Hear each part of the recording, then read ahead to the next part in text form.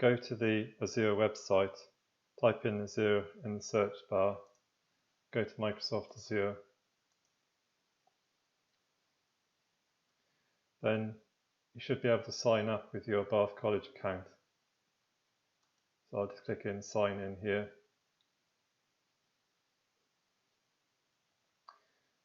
Then I need to go to portal.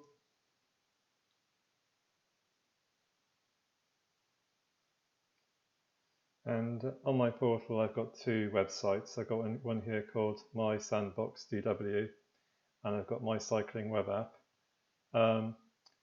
This thing popped up in the corner here saying that you get some credit as well, so Bath College give you credit because normally this service I believe you have to pay for. I'll just show you My Sandbox DW. So this is just a website.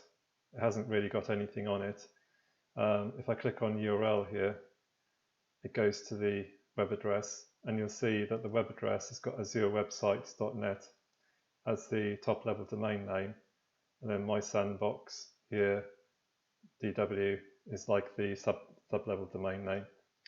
I haven't put anything on that website, so I'll go to click on Home here and have a look at My Cycling web app, which is another website, so you can have more than one website if you want. And if I click on this URL, it takes me to mycyclingwebapp.azurewebsites.net. So this is an example of a website that I've uploaded. And if I go onto my phone, for example, I can type in this web address on the phone, and I can see what it looks like on the phone when it's all kind of squashed up. So this browser just simulates what it might look like on a phone, for example. Okay, so I'm just going to go back to here. I'm going to create a third website. So what you do for that is go to Home. Now moving along the top here, you've got various links. So if I click on App Services, which is like a website, I've got two websites at the moment, so I'll create a third one. So click on Create.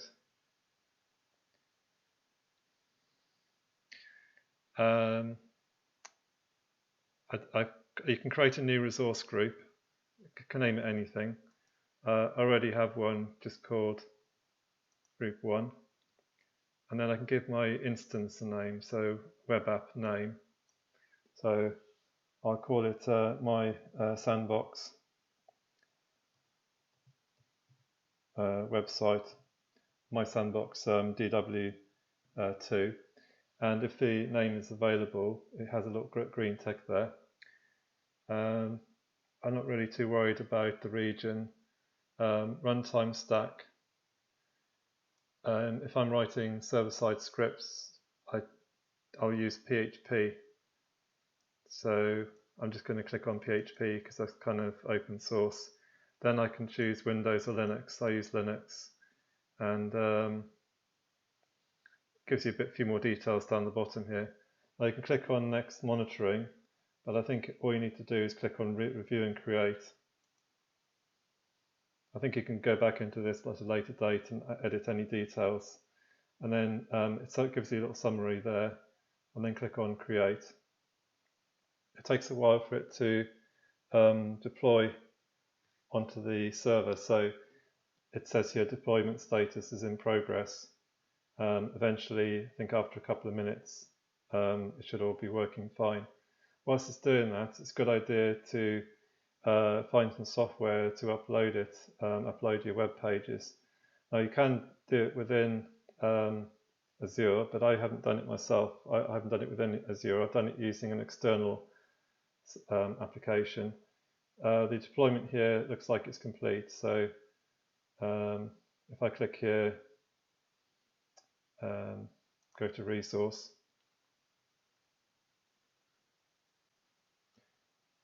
On the left-hand side, there is a link here that says Deployment Center. I'm using the Deployment Center, not the one that says Classic.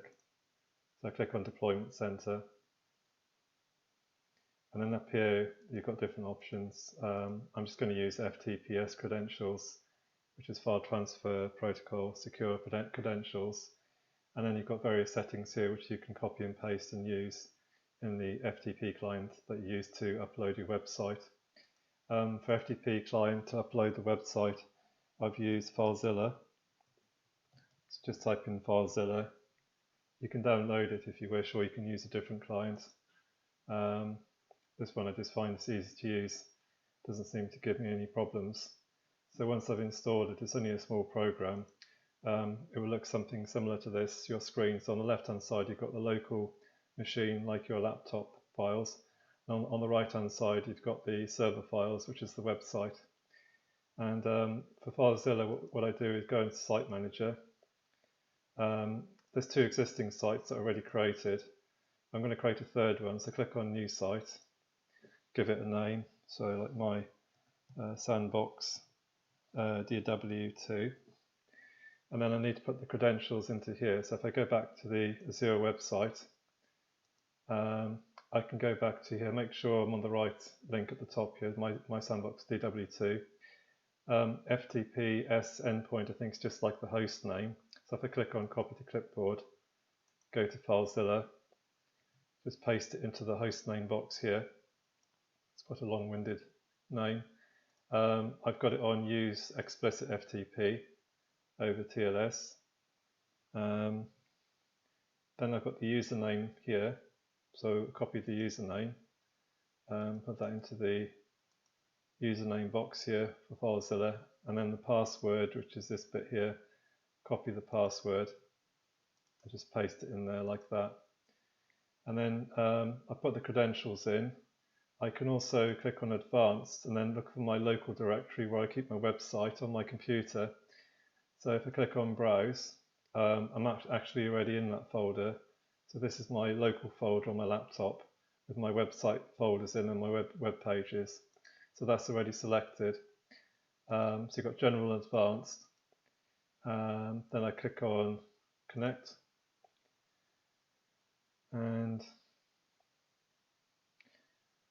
so it's saying here that the connection is successful. You can see here there's a hosting page to start with. So on the hosting page is basically this page here that you see on the server, just this page. If I just delete the hosting page, go back here and refresh, you can see that the page is gone. So that's where the website goes. So now I can either select my folders and files and just drag them across like that onto the website to upload them, or I can use Windows folder and just drag and drop them from Windows into there. So when I do that, it will then upload the files onto the web server, onto the website, and you should be able to view those files easily now that they're online. So if I just refresh this window, it's come up with the website, and if I was looking at it on my phone, I could type in the web address on my phone and I should be able to see something similar to that on my phone. So that's basically setting up Azure to upload a website. Try to make it as simple as possible, but there's quite a lot of things on there which you can explore. I think the more you use it, the more you kind of get used to it. But I hope that helps. Thank you for listening.